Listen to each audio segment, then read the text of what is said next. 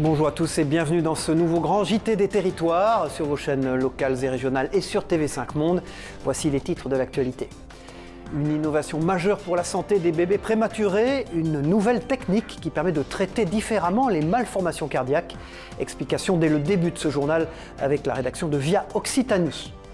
Une exclusivité dans ce grand JT des territoires, Marc Lavoine, le coach de The Voice, nous a reçus pour nous parler de cette émission que tout le monde ou presque regarde le samedi soir. Portrait de Mathilde Didlot, la jeune femme est devenue la nouvelle Miss Curvy Lorraine, un concours de beauté et une Miss qui veut changer le regard sur les rondeurs. Rencontre aussi en fin de journal avec le nouveau gardien du temple du Rhum Clément en Martinique. Après 20 ans de service, Julien Timon devient maître de chez de la maison. Son parcours avec la rédaction de Via ATV Martinique sur place. Je vous le disais dans les titres, l'hôpital des enfants du CHU de Toulouse a développé une nouvelle technique innovante pour la prise en charge de malformations cardiaques chez les bébés prématurés. Près de 20% des grands prématurés souffrent d'un canal artériel persistant. Avec cette nouvelle technique, plus besoin d'opération. Les explications avec ce sujet de Geoffroy Priol pour Via Occitanie sur place.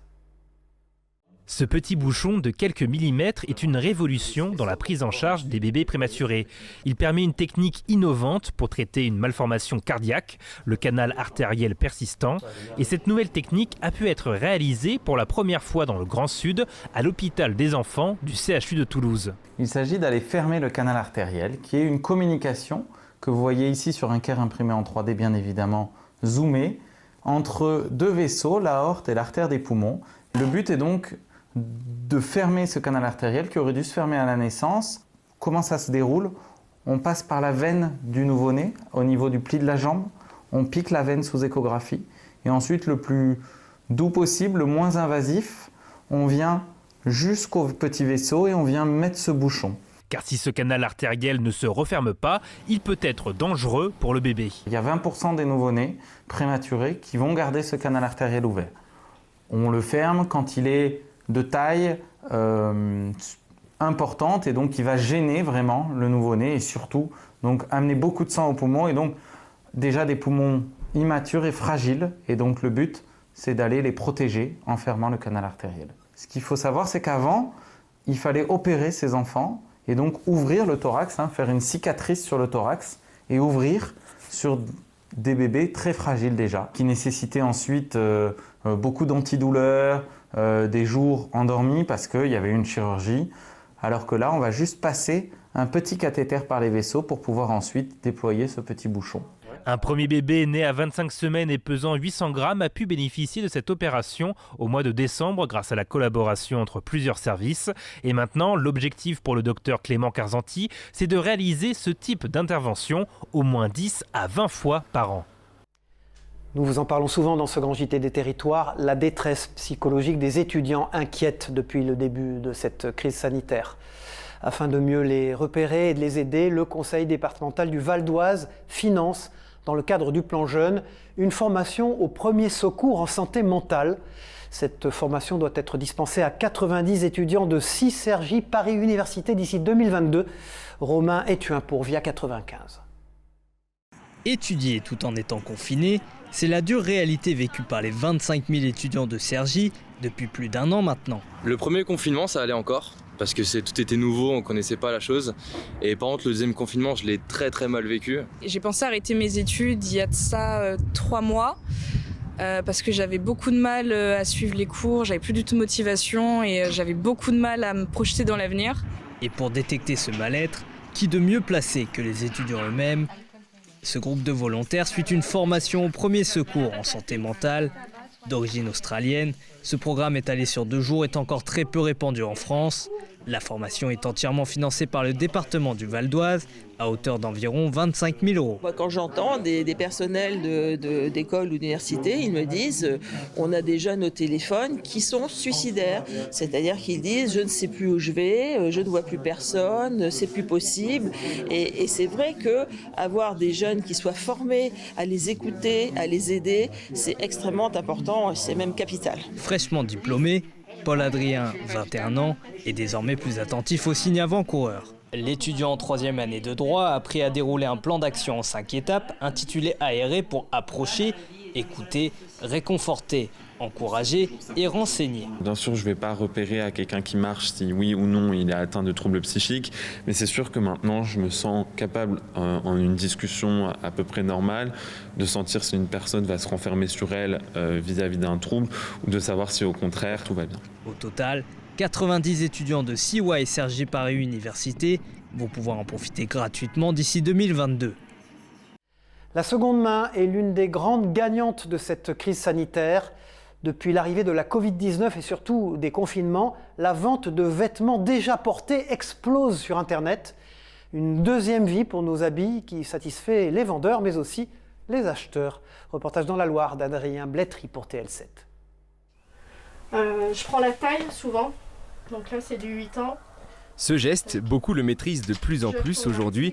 La seconde main est l'une des grandes gagnantes de cette crise sanitaire. Depuis l'arrivée de la Covid-19 et surtout des confinements, la vente de vêtements déjà portés explose sur Internet. Déjà j'ai commencé par vendre, c'est clair. Et par contre je pense que c'est très addictif. Donc c'est mon gros problème. Je suis acheteuse compulsive. Donc en fait, voilà, j'ai acheté un sweat à capuche, un polo, un DVD, j'ai vendu des soutiens. Les achats peuvent vite devenir compulsifs, mais la vente, elle, permet de recycler. Je me suis dit, tiens, qu'est-ce qui se vend ? C'est toujours agréable de faire un petit peu de sous, hein, c'est clair, mais après moi je vends à très bas prix pour que ça parte. Le but c'est de faire plaisir à d'autres personnes, et puis c'est ultra rapide quoi. Mais d'autres profitent de la deuxième main pour économiser jusqu'à 80% sur plusieurs articles.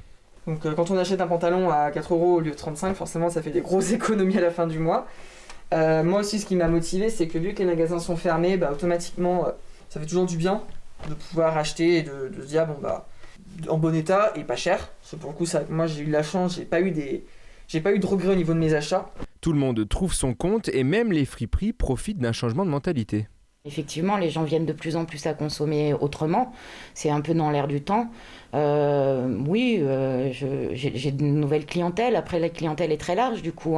Ça va de l'étudiante à la retraitée en passant par la femme active. Du recyclage, des dépenses moindres, des petites attentions. Merci beaucoup d'avoir acheté dans mon placard. J'espère que cette fondation vous plaira. Happy Vented, Martina. Voilà, je trouve que ça c'est super sympa. Espérons que cela dure quand la crise sanitaire sera terminée. Il n'est pas le plus connu de France, mais n'en est pas moins exceptionnel. Le viaduc de Viorre est un ouvrage d'art ferroviaire unique au monde, construit en 1902 dans la vallée où coule la rivière éponyme qui sépare le Tarn et l'Aveyron. Le pont métallique a marqué les esprits par son architecture novatrice.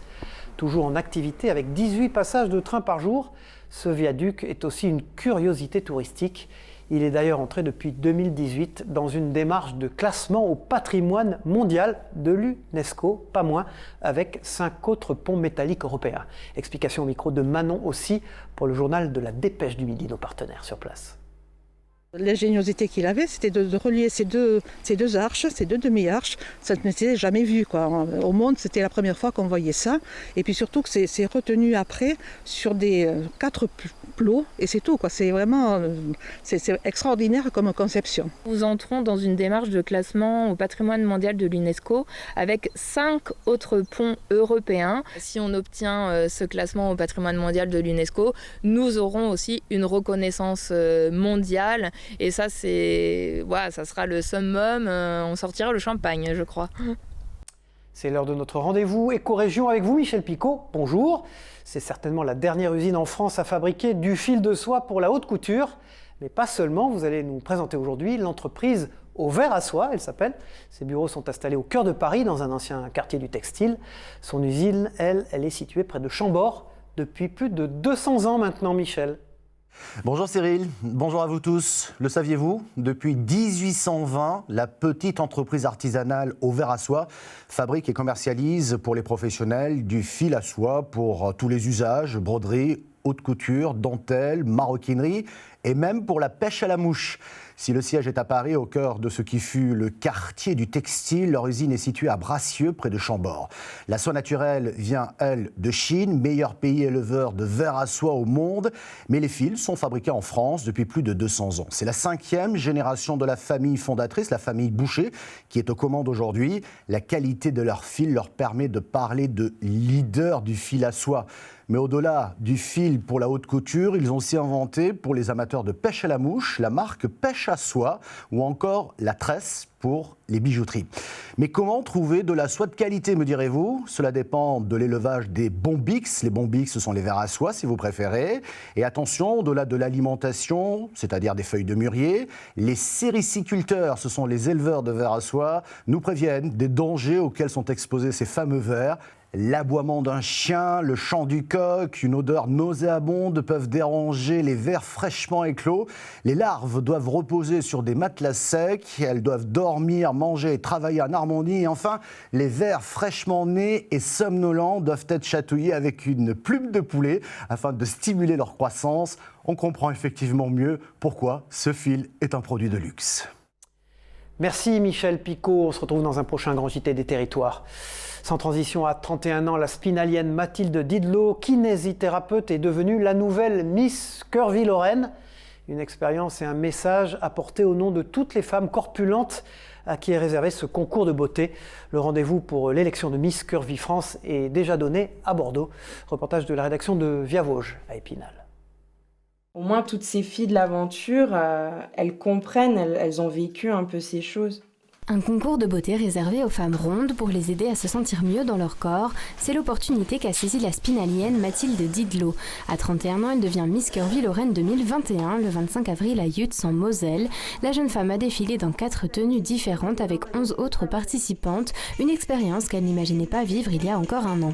Je pensais pas qu'il existait des concours pour les femmes qui correspondent pas aux normes de beauté. Et quand j'ai vu que ça existait, j'ai pas réfléchi, j'ai tout de suite envoyé mon mail. Des normes que ce concours exclut, seule condition pour y participer, faire une taille 42 ou plus. Je pense que ces normes sont désuètes tout simplement. Elles représentent des critères que certaines personnes ont décidé de mettre. Et c'est pour ça que c'est important avec le concours Miss Curvy de montrer d'autres images, d'autres morphologies, montrer qu'il n'y a pas qu'une femme qui rentre dans les critères de beauté, qu'il y en a plein. Dans son dressing, Mathilde a une majorité de vêtements qui mettent en avant sa féminité, une revanche face aux moqueries qu'elle a subies adolescente. Lors de ce concours, à l'issue duquel elle a été sacrée Miss Curvy Lorraine, pas de show en public en raison des conditions sanitaires, le comité Les Courbes de Lorraine a dû se résoudre à organiser un défilé virtuel, ce qui n'a pas empêché la jeune kinésithérapeute d'être très soutenue. Quand j'ai su qu'elle se présentait à Miss Curvy Lorraine, je l'ai soutenue, mais alors à plein pot. Mes collègues masculins l'ont plutôt charriée. C'était leur façon à eux de lui montrer qu'ils étaient derrière elle. Et puis moi, je lui ai déjà dit que j'aurais pas été capable de faire ce qu'elle a fait. Donc là-dessus, je suis fière d'elle. Ouais. Toutes les femmes qui peuvent se reconnaître dans mon parcours, j'ai vraiment envie de leur dire d'être moins dures envers soi-même, parce que souvent, on est les plus durs avec notre corps, de prendre du recul, et de s'accepter tel qu'on est. Prochaine étape pour la spinalienne, le concours Miss Curvy France. Il devrait se dérouler d'ici la fin de l'année du côté de Bordeaux. Elles aussi se battent pour une autre image des femmes et affichent leur colère dans les rues du Mans depuis bientôt 2 ans. Le collectif Collage Féministe Le Mans vient d'exposer sa 100e affiche dans les rues de la ville. Un événement symbolique pour leur combat, lutter contre le sexisme ordinaire qui peut aboutir au féminicide. Un reportage de Laure Girard pour Via LMTV Sarthe sur place. Hop là, c'est bon. C'est avec conviction, mais aussi dans un état d'esprit ludique, que ces jeunes femmes collent leur 100e affiche féministe au Mans. C'est moment émotion, on est content. On espère qu'il y en aura plus que 100 et qu'il y en aura encore beaucoup. Et on n'a pas besoin beaucoup de réfléchir, même si on passe juste quelques secondes devant, on comprend assez bien ce que ça veut dire. D'expérience, elles savent que ces textes sont rapidement arrachés par les passants. Si ça tient pas très longtemps, au moins il y a une trace sur les réseaux sociaux, c'est partagé, et même ceux qui l'ont pas vu dans la rue parce qu'ils passaient pas par là, ils pourront le voir. Ça a commencé à Paris, sans les réseaux sociaux, nous on n'aurait peut-être pas su et on n'aurait pas fait au Mans. À travers ces collages aux textes souvent provocateurs, elles souhaitent avant tout créer un électrochoc dans les consciences. Si ça provoque, j'ai envie de dire tant mieux, ça choque, ça fait réfléchir, c'est surtout ça le but. Le collectif du Mans est composé de près de 40 colleuses, pour la plupart âgées d'une vingtaine d'années. En général, elles utilisent les panneaux d'expression publique prévus à cet effet, mais pas toujours, quitte à être dans l'illégalité. C'est plus percutant et ça a une dimension de prise de possession de l'espace public dans lesquels les femmes et les minorités de genre sont très peu présentes. Enfin, en tout cas, on a souvent tendance en tant que femme ou minorité de genre à se sentir en danger dans l'espace public. Défendre des femmes qui peuvent mourir, par exemple, si on colle contre les féminicides, c'est plus important qu'un mur. Les confinements successifs ont incité ces colleuses à agir au grand jour pour ne pas déroger au couvre-feu. Elles assument, mais ont conscience de prendre un risque supplémentaire. Au cours de notre reportage, quelques insultes et autres noms d'oiseaux sont sortis de voitures, passant à proximité de ce groupe de filles. Comment remédier à la fracture numérique qui touche nos campagnes ? En Corse, la Mutualité sociale agricole a initié un projet novateur, la mise en circulation d'un bus connecté. Une première en France. Celui-ci permet aux habitants d'effectuer par exemple des prises de rendez-vous avec de nombreux partenaires de France Service, un accompagnement sur le numérique et un suivi des adhérents dans toutes les branches de la sécurité sociale sont aussi proposées. Une nouvelle offre essentielle notamment pour les personnes âgées qui sont ainsi accompagnées gratuitement dans leurs formalités administratives. Précision d'Alban Gingembre de la rédaction de Via Télé Paésé sur place en Corse. L'idée ici aujourd'hui avec ce bus, c'est d'amener le service public chez les gens, là où il y en a le plus besoin, là où il n'y en a pas. Aussi bien d'un point de vue administratif qu'en termes d'offres de soins. C'est magnifique parce que nous ici on n'a rien, donc quand on a besoin de vraiment d'internet ou de trucs comme ça, ne serait-ce que faire un billet de bateau, simplement, eh ben ça c'est formidable. La Gironde est le premier département français en nombre de départs de feux de forêt. Pour les contrer, une technique écologique est en train de se développer, l'agropastoralisme. Le dispositif consiste à faire paître des moutons dans des parcelles de forêt pour qu'ils nettoient en fait le sol de végétaux très combustibles. Dans la forêt de Biganos, sur le bassin d'Arcachon, les 450 brebis attendues arriveront le mois prochain. Mais sur place, gestionnaires des espaces verts et exploitants se préparent.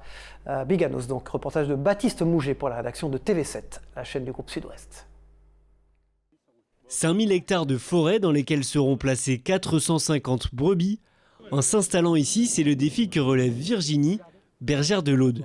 C'est une région de cœur pour moi que je connais très bien aussi avec ses grands pins. Et voilà, on vient là en se disant qu'on contribue à la lutte contre l'incendie, du fait que les brebis pâturent, réouvrent les milieux, maintiennent voilà, une forêt avec une végétation disons, la plus claire possible, afin que si éventuellement il y a un incendie, ça se propage le moins possible. Les moutons réduisent aussi l'impact carbone du lieu en remplaçant des outils mécaniques pour l'entretien de la forêt.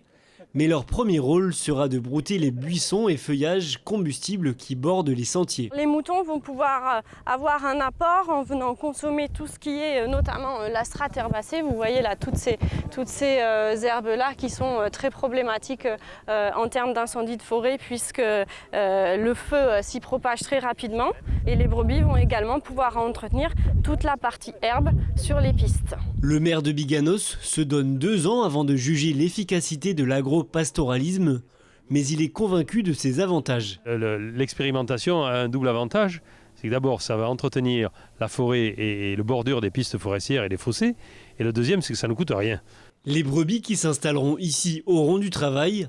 La Gironde connaît en moyenne près de 1000 feux de forêt par an. C'est un succès d'audience tous les samedis soirs. La 10e saison de The Voice touche presque à sa fin.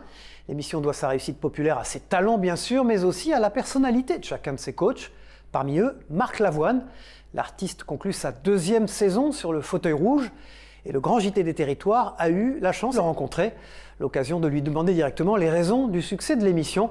Écoutez sa réponse au micro de Christophe Rigaud en exclusivité pour nous.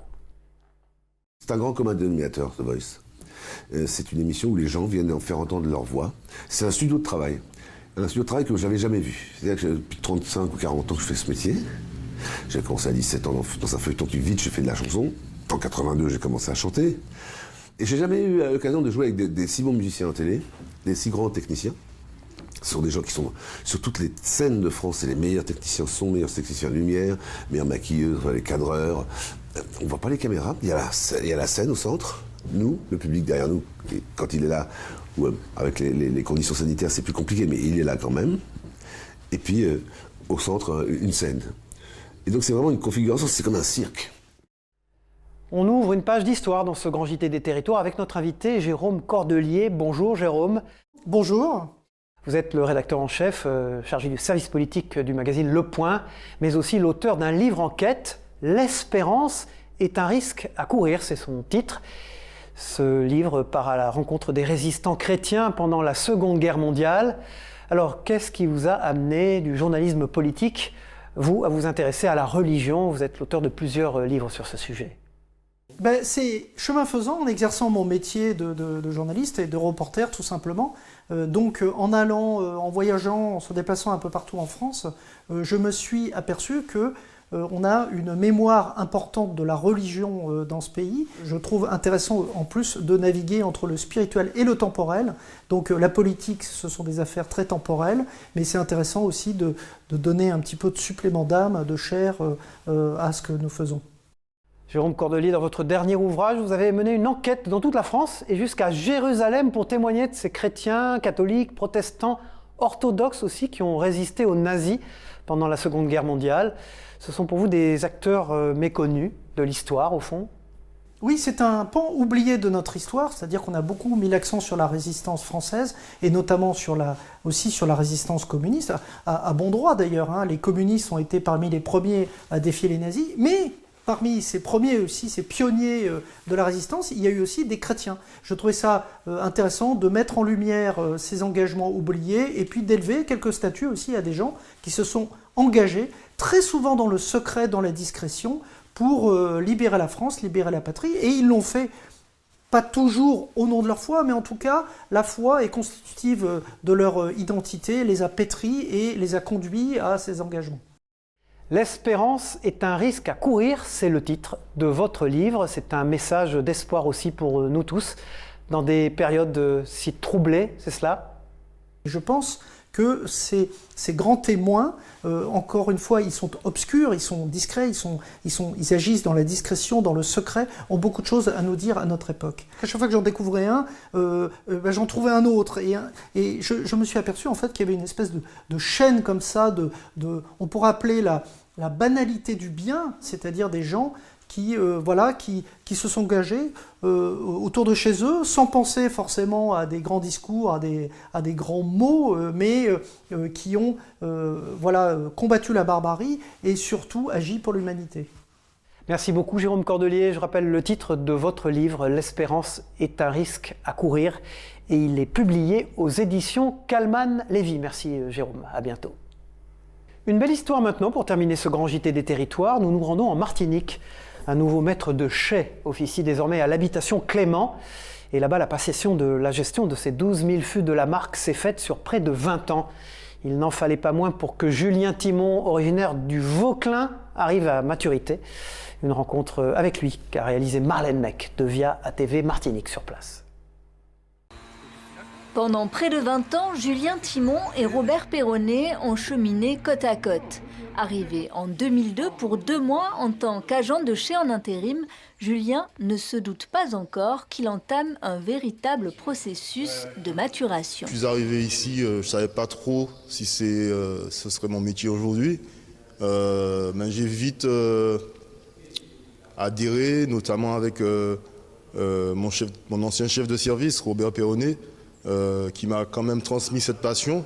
On se retrouvait souvent ensemble au labo, à déguster, à échanger. Je posais beaucoup de questions et lui, il était toujours là pour y répondre. C'est vrai que nous avons toujours été en contact direct, en passant dans les sièges, nous discutions et puis bon, tout naturellement, sa volonté d'évoluer dans le métier lui a permis effectivement d'acquérir un peu plus de connaissances et bon, voilà, aujourd'hui je pense qu'il est assez mûr pour prendre le relais et faire perpétuer donc, les rhums Clément. Contrôle des fûts et des cuves, choix des barriques, suivi des assemblages et gestion d'une équipe. Depuis le début de l'année, Julien Timon est le maître de chai de l'habitation Clément. Une véritable fierté pour ce Vauclinois et pour celui qui y a transmis tout son savoir-faire. Une transmission qui aura pris près de 20 ans, une volonté de la direction. Nous avions vraiment la volonté que cette passion, ce professionnalisme, cette excellence que garantit M. Perronnet, soit toujours garanti par M. Julien Thimon. Et tout cela a été orchestré avec eux, avec une passation donc à la fois des responsabilités, mais aussi de la passion du rhum AOC Martinique. Et même si Robert Perronnet est aujourd'hui à la retraite, il poursuit sa route aux côtés de Julien en intervenant ponctuellement en tant que conseiller de l'équipe de production. C'est la fin de ce grand JT des territoires. Merci de l'avoir suivi sur TV5 Monde et sur vos chaînes locales et régionales. On se retrouve très vite pour une nouvelle édition. Au revoir à tous.